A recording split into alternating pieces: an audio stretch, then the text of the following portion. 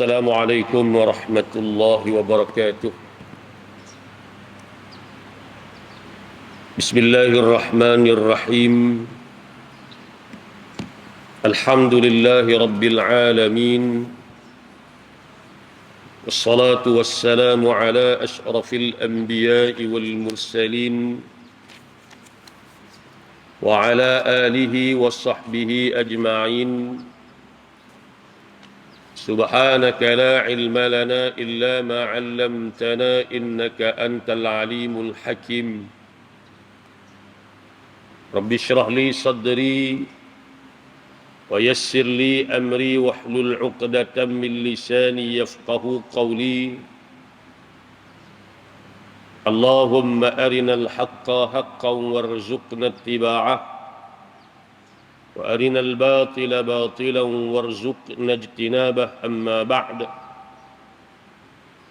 Muslimin muslimat, hadirin hadirat, mudah-mudahan dirahmati Allah Subhanahu wa ta'ala.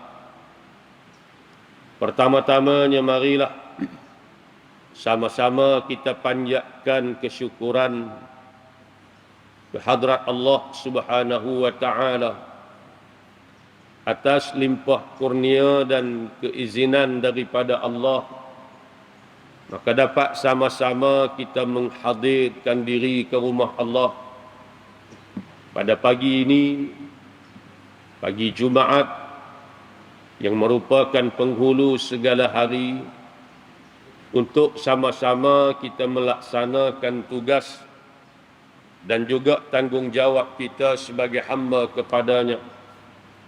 Mudah-mudahan kita sentiasa dirahmati dan diberkati oleh Allah Subhanahu wa ta'ala.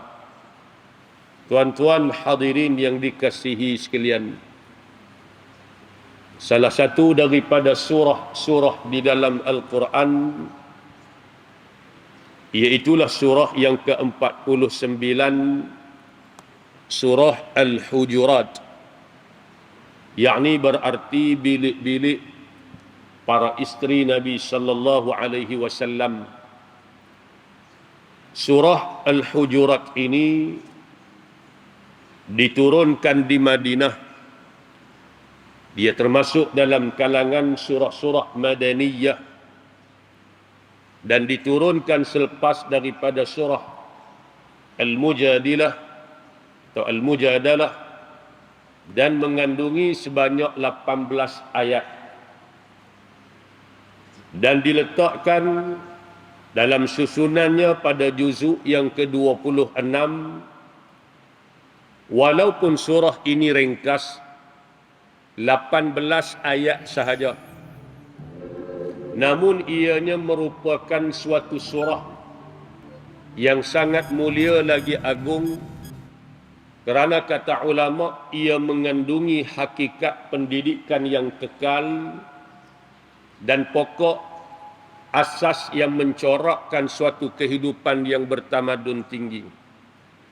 Sehingga ada setengah di kalangan para ulama atau para mufassirin menamakan juga surah Al-Hujurat ini dengan suratul akhlaq, yakni surah akhlak, kerana surah ini atau kandungan surah ini mengandungi pendidikan, pengajaran terhadap perangai yang baik dan budi pekerti yang mulia.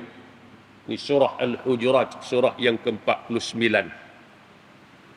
Dinamakan Al-Hujurat yang bermaksud bilik-bilik isteri Nabi sallallahu alaihi wasallam, kerana Allah Subhanahu wa ta'ala menyebut dalam surah tersebut atau surah ini akan kemuliaan rumah tangga Nabi sallallahu alaihi wasallam yang merupakan bilik-bilik atau kamar-kamar yang didiami oleh para isteri baginda Nabi sallallahu alaihi wasallam, yang mana mereka ini atau isteri Nabi ini yang merupakan sebagai ibu sekalian orang mukmin atau ummahatul mukminin, yang suci lagi mendapat keredaan Allah Subhanahu wa ta'ala.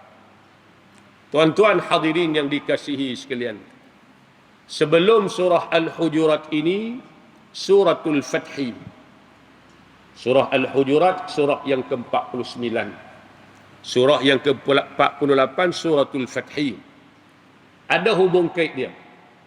Dan ada kenapa sebab selepas daripada suratul Fathi, surah Al-Hujurat. Dan ada sebab dan alasan kenapakah surah Al-Hujurat ini disusun ataupun mengikut kedudukan lepas daripada surah Al-Fathi. Di antara hubung kait, kata ulama', ini nak cerita sikit berkaitan dengan surah Al-Hujurat sebelum kita ambil beberapa petikan ayat sesuai dengan apa yang berlaku pada hari ini. Lalu kata ulama' di antara hubungannya dengan surah yang sebelumnya, yakni suratul Fathi, yang pertama, dalam surah ini ada disebutkan perintah memerangi pihak yang melampau dan zalim. Sedangkan pada surah yang sebelumnya dalam suratul Fathi disebutkan perintah Allah memerangi golongan-golongan kafir. Yang kedua kata dia, kalaulah surah sebelumnya telah diakhiri dengan menyebut keadaan orang-orang yang beriman dalam suratul Fathi, maka dalam surah Al-Hujurat ini dimulai atau pada awalnya juga menyebut akan keadaan atau hal ihwal mereka. Dan yang ketiganya, surah yang sebelum dan yang ada ini masing-masing mengandungi ciri-ciri penghormatan dan kemuliaan Rasulullah sallallahu alaihi wasallam, lebih-lebih lagi pada pembukaan kedua-dua surah ini. Jadi susunan surah ini ada hubung kait dia. Sebab tu ulama ada susun kitab menceritakan tentang rahsia di sebalik susunan surah-surah di dalam Al-Quran. Sebab tu bila kita baca dalam kitab At-Tibyan fi Adabi Hamalatil Quran, Imam Nawawi sebut kepada kita, bila kita baca Quran ni, baca ikut tertib surah yang ada. Mana baca ikut tertib surah, sama ada dalam sembahyangnya atau luar daripada sembahyangnya. Karena di antara satu surah dengan satu surah itu ada hubung kait dia. Ada hubung kait di antara satu surah. Mana baca daripada awalnya surah pertama, diikuti surah yang kedua, diikuti surah yang ketiga, keempat, kelima dan sebagainya. Kalau kita baca surah-surah yang pendek dalam salat pun, rakaat pertama baca surah yang ke-100, rakaat kedua baca surah yang ke-101. Ataupun lepas daripada tu.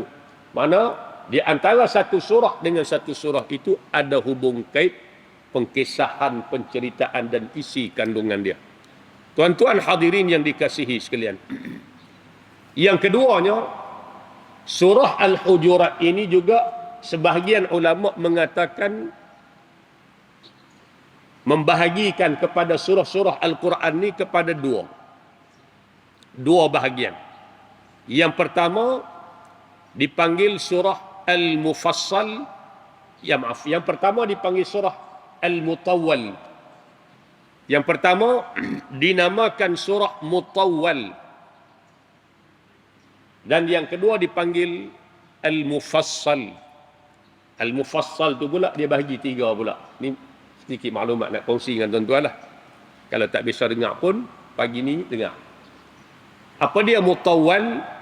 Yakni surah-surah yang panjang. Mula daripada suratul Baqarah sehinggalah surah Al-Fathi. Mula daripada surah Al-Baqarah sehingga surah Al-Fathi, semua ini dimasukkan dalam bahagian yang pertama dari Al-Quranul Karim yang dinamakan sebagai Mutawwal. Panjang ayat-ayatnya. Ayatnya panjang sampai 200, 100 lebih bilangan ayat-ayat dalam surah Mutawwal ni. Mula daripada mana? Mula daripada Al-Baqarah sehingga Al-Fathi, surah yang sebelum daripada Al-Hujurat. Bahagian yang kedua dipanggil Al-Mufassal. Al-Mufassal ni makna surah yang dicerai-ceraikan. Pasal apa? Kerana ayatnya pendek-pendek dan banyak dicerai-ceraikan dengan Bismillahirrahmanirrahim.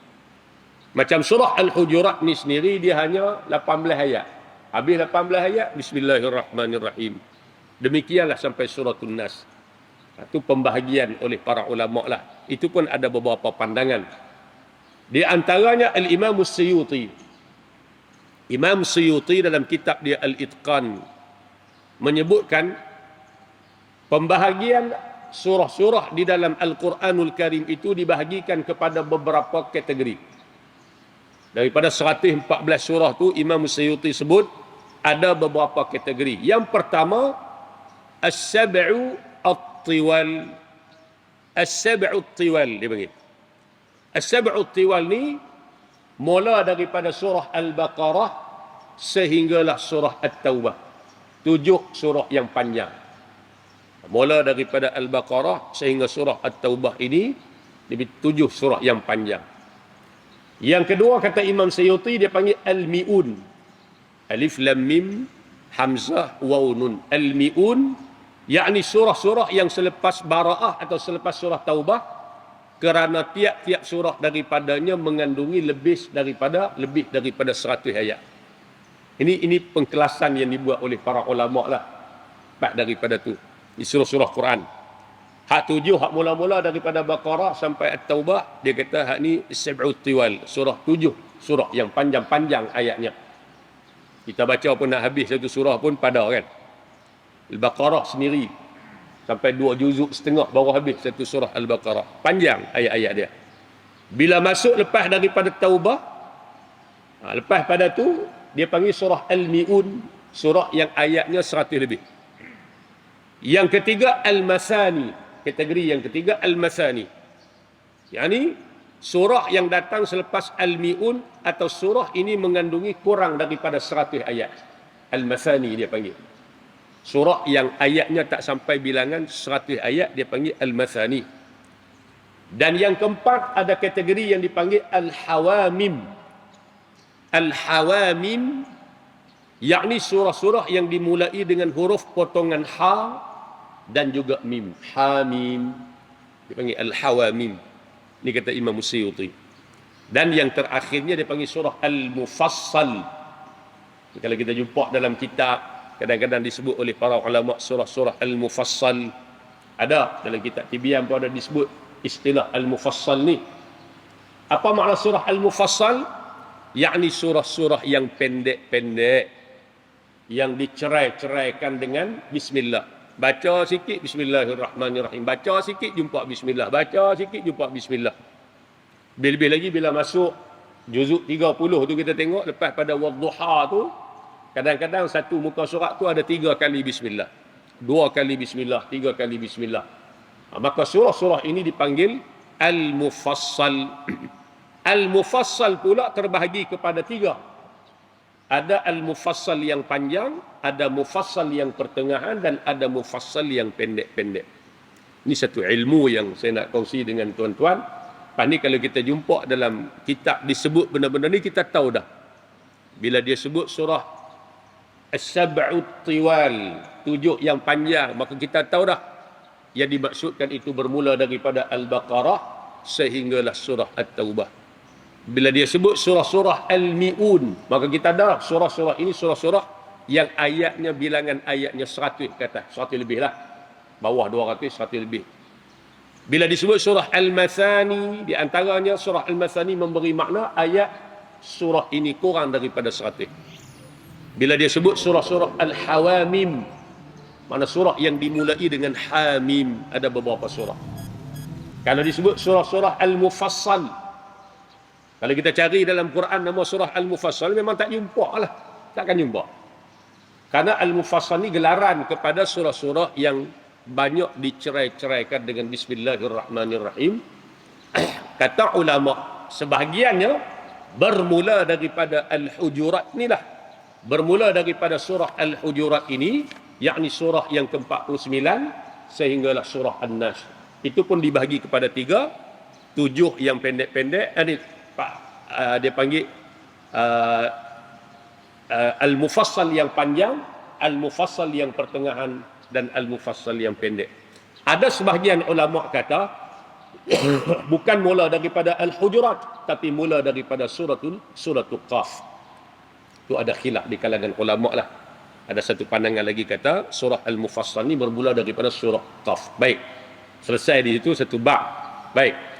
Di antara isi kandungan surah Al-Hujurat ini, Allah Subhanahu wa taala memberi teguran kepada orang-orang yang beriman dengan Allah dan beriman kepada kitabnya, supaya jangan terburu-buru dalam tindakan mereka atau tindakan kita, sama ada dengan perkataan maupun perbuatan, mendahului perintah Allah dan juga Rasulnya.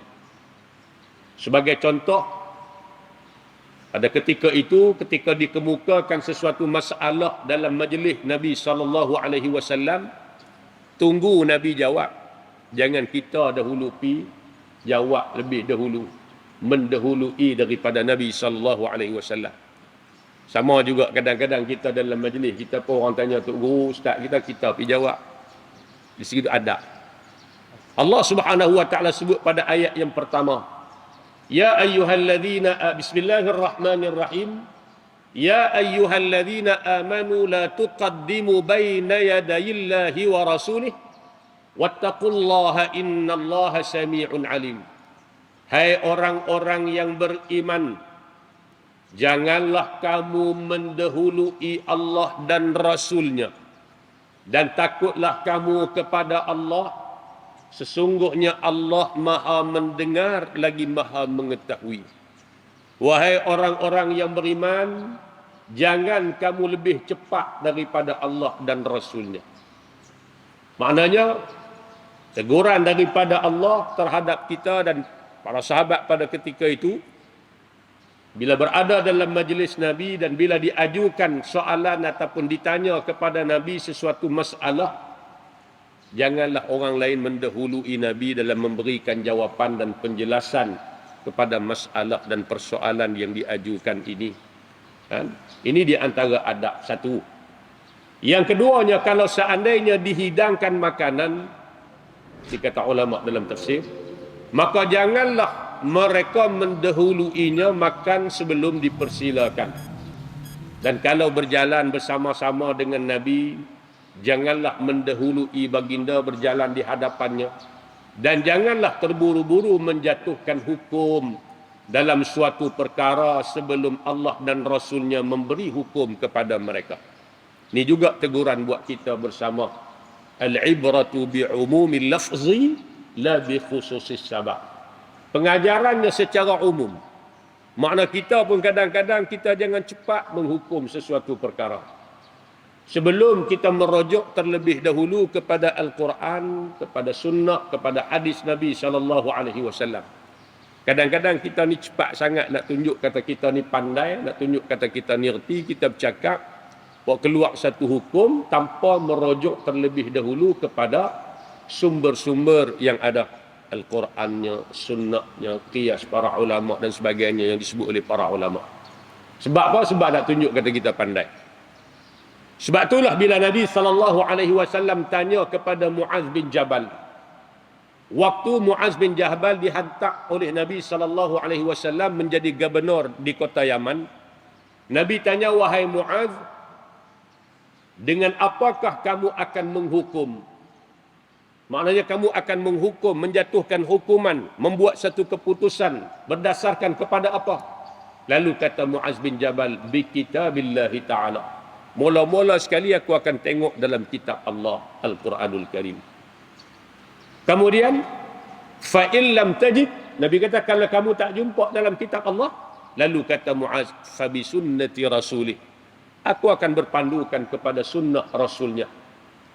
Fa'in lam tajid, kata Nabi, kalau kamu tak jumpa juga, maka ajtahidu birra'i, aku akan berijtihad dengan pandanganku.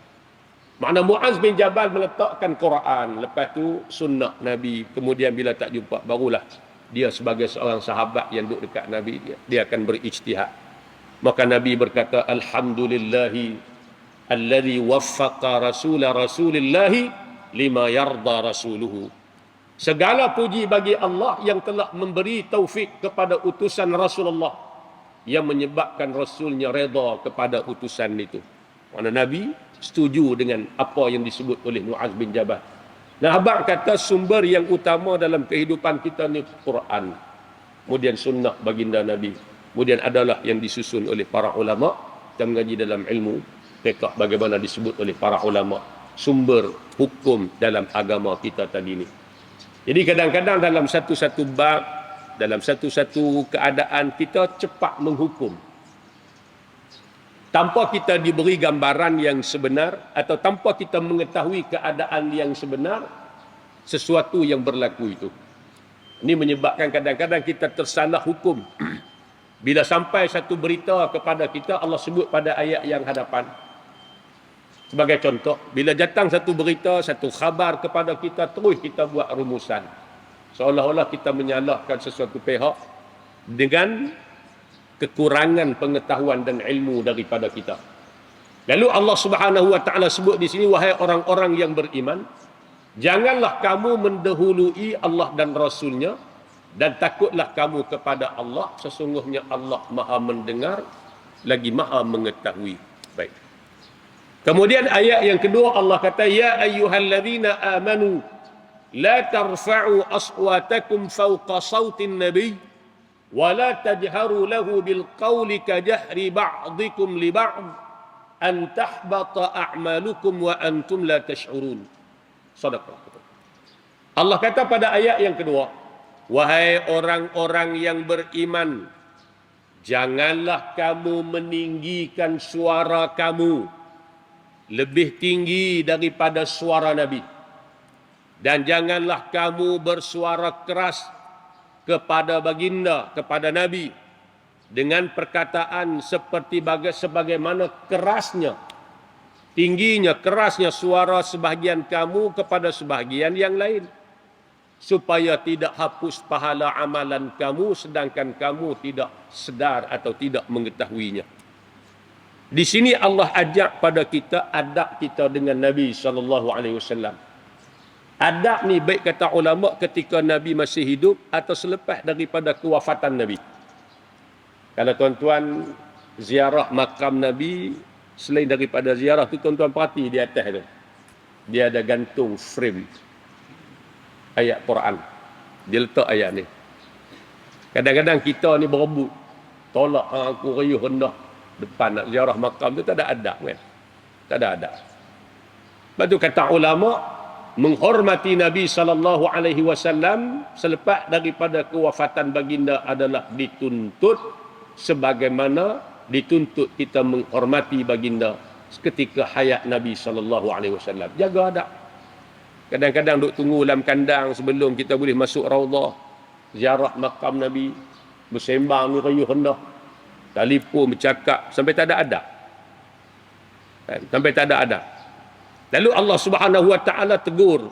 Ada peristiwa yang berlaku, ada di kalangan sahabat cerita Thabit bin Qais ni, bagaimana cerita dia. Yang dia ni suara dia agak keras. Bukan kerana dia derhaka dak, tapi memang lagu tu tabi'inya. Sehingga menyebabkan dia tak mau mai jumpa Nabi, takut ayat ni turun menyebut pasal keadaan dia. Sedangkan Nabi kata dak. Allah Subhanahu wa taala ajak kepada kita supaya kita memuliakan baginda Nabi sallallahu alaihi wasallam. Sehingga kan meninggikan suara kita lebih daripada suara Nabi pun dilarang. Dan jangan kita panggil Nabi sebagaimana kita panggil sama-sama kita. Muhammad. Tak ada adab. Bagaimana berlaku pada ketika hayat Nabi SAW, ada beberapa orang daripada kalangan Arab-Arab yang tinggal di kawasan kampung ni, yang kurang sikitlah dari segi adab ni, mari kepada Nabi panggil ya Muhammad, tanpa disebut ya Rasulullah, ya Nabi ya Allah. Maka panggilan ini tidak beradab. Lalu Allah Subhanahu wa taala tegur, hei orang beriman, jangan kamu angkat suara kamu lebih daripada suara Nabi. Dan jangan kamu keraskan suara kamu lebih daripada suara Nabi, sebagaimana kamu duk cakap sama-sama kamu. Kita sama-sama, kita kan nak rokok, kan nak apa kan, kawan-kawan kita. Jangan kamu gunakan cara yang sama ketika mana kamu bercakap, bersembang, berdepan dengan Nabi SAW. Allah tegur. Kata Allah banyak, antahbata a'malukum. Kalau kamu buat lagu tu, meninggikan suara kamu di hadapan Nabi, bercakap keras dengan Nabi, kasak dengan Nabi, menyebabkan amalan pahala-pahala amalan kamu dihapuskan oleh Allah Subhanahu wa taala wa antum la tash'urun, sedangkan kamu tak sedar kata pahala kamu habis dihapuskan oleh Allah dengan sebab biadab dan tidak berakhlaknya kamu di hadapan Nabi sallallahu alaihi wasallam. Ini bukan maki, bukan caci, bukan cerca. Cuma tinggi suara pun tak boleh dah. Angkat tun nada suara lebih daripada tun nada suara Nabi pun Allah tegar. Biba menyebabkan pahala amal dihapuskan oleh Allah. Apatah lagi kalau mencaci, mencerca, memanggil Nabi dengan gelaran yang tidak baik. Menggelar Nabi dengan gelaran yang tidak baik. Na'udzubillahi min dzalik. Ini yang berlaku sehari dua ni tuan-tuan. Penghinaan terhadap Nabi, penghinaan terhadap agama Islam. Yang kita sedihnya dilakukan oleh orang-orang yang mengaku kata dia Islam pun. Klaim kata kononnya dia dakwah, kata dia hafal Quran dan kita pun tak tahulah betul tak betul. Celupaknya mulut kita. Tu bila dalam diri tak ada agama, tak mengaji sejarah, tak mengaji sirah kehidupan Nabi, tak kenal Nabi, manusia ni jadi kurang ajar dengan Nabi sallallahu alaihi wasallam. Sayangnya Nabi kepada kita, kasihnya Nabi kepada kita, nak kita ni semua masuk syurga dengan Nabi. Sampai di akhirat pun Nabi takkan lupa pada kita.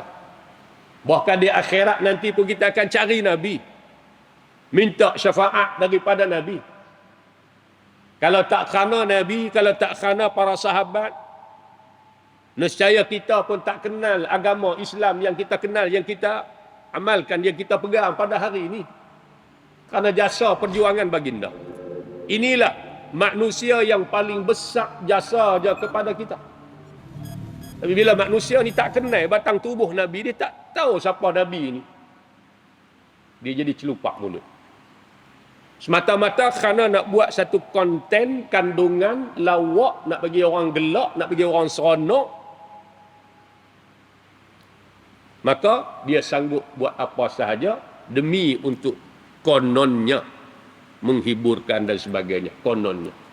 Sedangkan dia tak sedar penghinaan terhadap Nabi ini suatu kesalahan yang sangat besar. Sebab tu kalau kita baca dalam pandangan-pandangan para ulama, tuan-tuan, para ulama di antaranya saya sebut sikitlah. Banyak pandangan. Di antara para ulama, kita boleh rujuk dalam kitab Tafsiratul Hukam, disebut Imam Al-Auza'i dan Imam Malik rahimahumullah berpendapat bahawa orang yang menghina Nabi sallallahu alaihi wasallam dianggap murtad daripada agama. Dan juga kata ulama di antaranya Imam Ibnul Munzir menukilkan secara sepakat bahawa barang siapa yang mencela Nabi sallallahu alaihi wasallam secara nyata, maka wajib dijatuhkan hukuman bunuh. Di antara lagi kata ulama, Imam Ahmad bin Hanbal berkata, aku mendengar Abu Abdillah berkata, barang siapa yang mencerca Nabi atau menjatuhkan maruah baginda, sama ada orang Islam atau bukan Islam, maka mereka hendaklah dibunuh. Dan aku berpendapat bahawa dia perlu dibunuh tanpa perlu disuruh untuk bertaubat. Ini sebut dalam kitab As-Sarim Al-Maslul ala Syatim Ar-Rasul sallallahu alaihi wasallam. Ini semua disebut oleh para ulama. Maknanya balasan akibat yang sangat keras kerana apa? Mencerca dan menghina tubuh badan Nabi sallallahu alaihi wasallam. Bayangkan Allah kata dalam ayat yang kedua dalam surah Al-Hujurat ini,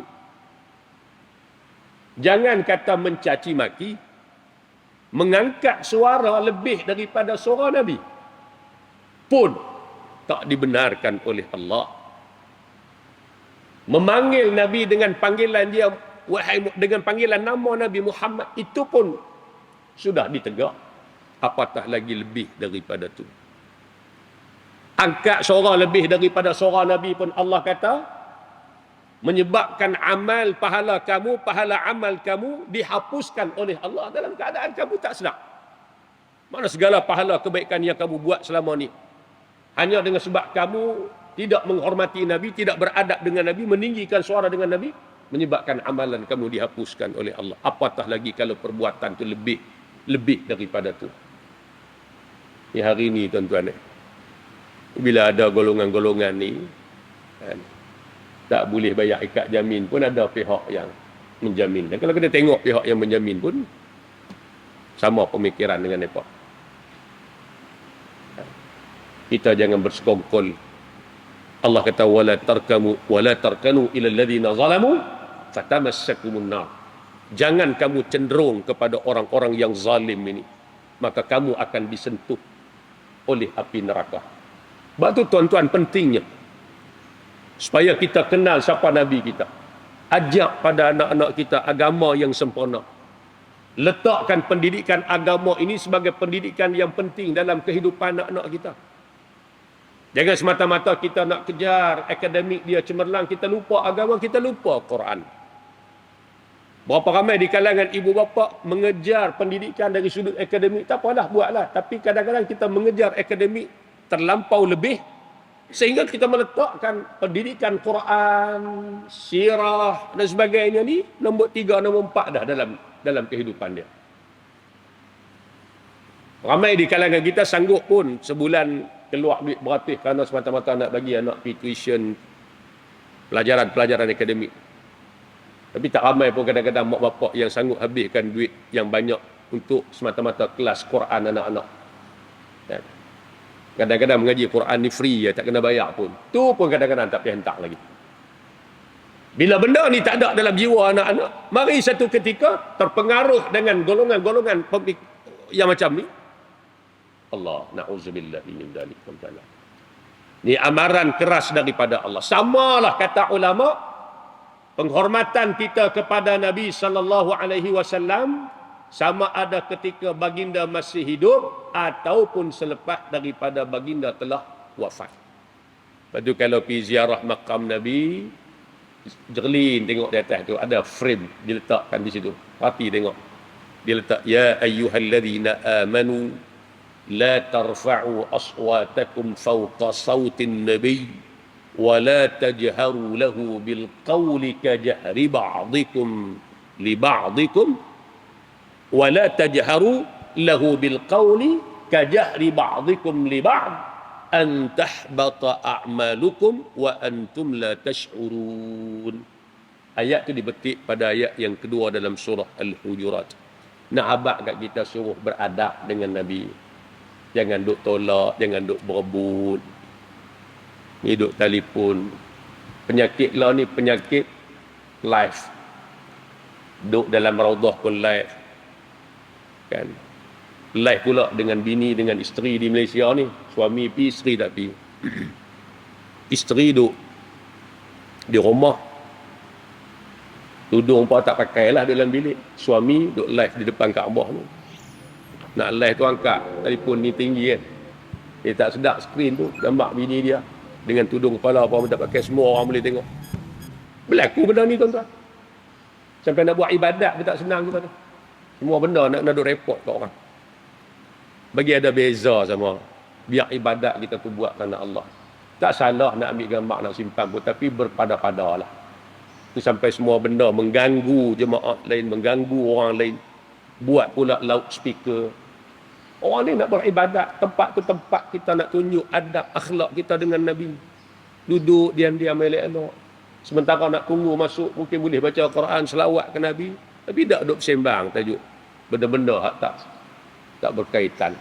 Payuh rendah kadang-kadang kita tengok, tolak hang tu. Sebab tu sebab tu dia letak frame di situ supaya kita faham adab kita dengan Nabi. Bukan sahaja ketika hayat Nabi, bahkan adab itu juga perlu kita dengan Nabi selepas daripada kewafatan Nabi SAW, kata ulama. Sebab itulah kita kena ada sensitivity. Bila ada orang mencerca, mencela, menghina Nabi ni, kita tak boleh tengok. Bukanlah disuruh kita bertindak di luar, tapi maknanya berasa pedih, sakit hati. Walaupun kita tak pernah jumpa Nabi. Tapi yang dihina itu Nabi SAW, kekasih Allah. Kalau tak kerana Nabi kita tak kenal Islam. Tak boleh baca Quran. Duduk dalam keadaan jahiliah. Berapa ratus tahun masyarakat jahiliah duduk sembah berhala, makan bangkai. Lepas daripada Nabi marilah, Nabi ajak mereka sembah Allah, tinggal sembah berhala, jangan makan bangkai, jangan berzina. Wak keluar daripada kegelapan jahiliah kepada cahaya Islam. Dan di akhirat pun inilah orang yang akan memberi syafaat kepada kita. Tiba-tiba kita tak berasa apa bila batang tubuh Nabi dihina, dicela, dicerca dan sebagainya. Tuan-tuan hadirin yang dikasihi sekalian, bila kita baca ayat ni, mana jelas kepada kita bahawasanya amaran Allah sangat keras terhadap orang-orang yang menyakiti baginda Nabi SAW. Mudah-mudahan dengan sedikit tazkirah pada pagi ini memberi manfaat pada kita bersama insya-Allah. Aqulu qawli hadha wa astaghfirullahal azim li wa lakum. Assalamualaikum warahmatullahi wabarakatuh. Bismillahirrahmanirrahim. Alhamdulillahi rabbil alamin wassalatu wassalamu ala asyrafil anbiya'i wal mursalin wa ala alihi wa sahbihi ajma'in. Allahumma arhamna bil Qur'an waj'alhu lana imaman wa nuran wa hudan wa rahmah. Allahumma dhakkirna minhu ma nussina wa 'allimna minhu ma jahilna warzuqna tilawatahu ana al-laili wa atraf an-nahar waj'alhu lana hujjatan ya rabbal alamin. Allahumma inna na'udzu bika min 'ilmin la yanfa' wa min qalbin la yakhsha' wa min 'amalin la yurfa' wa min du'a'in la yusma'. Na'udzu bika min ha'ula'il arba'. ربنا آتنا في الدنيا حسنة وفي الآخرة حسنة وقنا عذاب النار وصلى الله على سيدنا محمد وعلى آله وصحبه وبارك وسلم والحمد لله رب العالمين. تقبل الله منكم ومنكم تقبل يا كريم.